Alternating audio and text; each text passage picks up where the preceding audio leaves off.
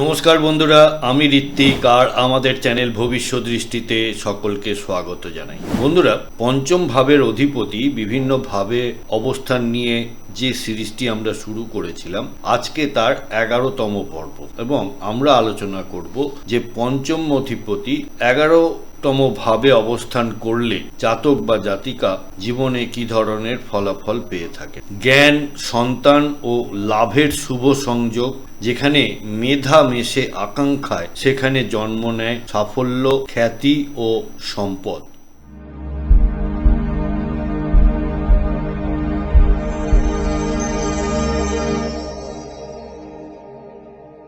বন্ধুরা, আপনারা যারা আমার চ্যানেলটি অলরেডি সাবস্ক্রাইব করেছেন তাদেরকে জানাই আমার অসংখ্য ধন্যবাদ ও কৃতজ্ঞতা। যারা এখনো সাবস্ক্রাইব করেননি তাদের কাছে আমার বিনীত আবেদন, চ্যানেলটি সাবস্ক্রাইব করুন এবং পাশে থাকুন।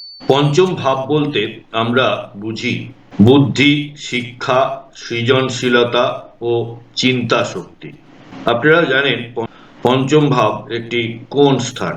পঞ্চম ভাব মানে প্রেম, আনন্দ ও রোমান্টিক সম্পর্ক, সন্তান ও তাদের সাফল্য, পূর্বজন্মের পুণ্য ও কর্মফল, শেয়ার মার্কেট, জুয়া এবং আকস্মিক লাভ। বন্ধুরা, 11তম ভাব বলতে আমরা বুঝি আয়, লাভ ও আকাঙ্ক্ষা পূরণ। আমাদের যে ইচ্ছাগুলো আছে, ডেজায়ার, সেই ডেজায়ারের ফুলফিলমেন্ট, বন্ধু, সমর্থন ও সামাজিক সংযোগ, নাম, খ্যাতি ও সমাজে প্রভাব।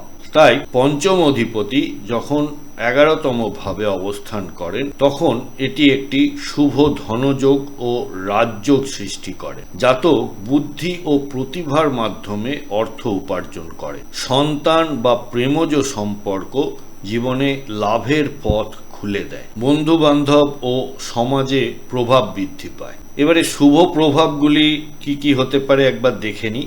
যদি শুভ গ্রহ সহ অবস্থান করে বা শুভ গ্রহের দৃষ্টি থাকে, সেক্ষেত্রে আর্থিক লাভ ও খ্যাতি বৃদ্ধি, শিক্ষা বা প্রতিভার মাধ্যমে সাফল্য লাভ, সন্তানের সৌভাগ্যে উন্নতি হতে দেখা যায়, বন্ধুদের সহায়তায় বড় সুযোগ এনারা পেয়ে থাকেন।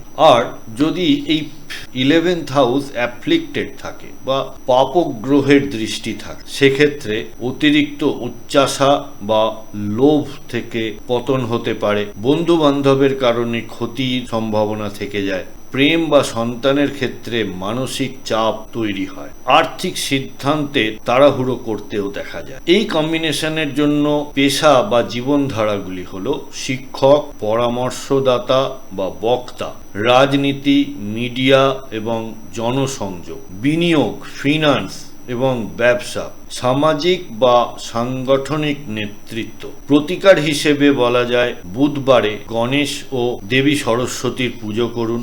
বন্ধু ও সহযোগীদের প্রতি কৃতজ্ঞ থাকুন। নিজের বুদ্ধি ও শিক্ষা সঠিক কাজে ব্যবহার করুন। আর্থিক সিদ্ধান্তে ধৈর্য রাখুন।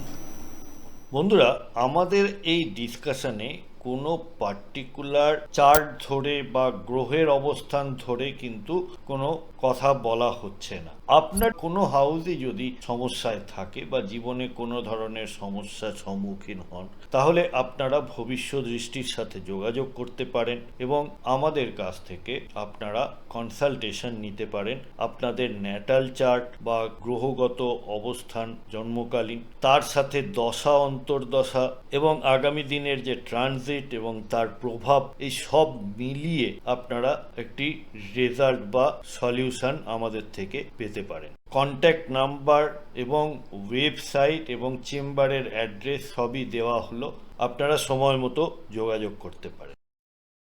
শেষ করার আগে আরেকবার, পঞ্চম অধিপতি 11তম ভাবে মানে আপনার জ্ঞান ও শিক্ষা আপনাকে সমৃদ্ধি এনে দেবে। আপনি সমাজে জনপ্রিয় এবং প্রভাবশালী হবেন। মেধা, বিনয় ও ধৈর্য বজায় রাখলে জীবনে রাজযোগ ও লাভ নিশ্চিত। বন্ধুরা, আপনাদের কারোর পঞ্চম অধিপতি কি 11তম ভাবে অবস্থান করছে? আপনারা জীবনে কি ধরনের ফলাফল পেয়েছেন যদি কমেন্ট বক্সের মাধ্যমে লিখে জানান। বন্ধুরা, প্রতিবেদনটি কেমন লাগলো আমাকে অবশ্যই লিখে জানাবেন কমেন্ট বক্সের মাধ্যমে।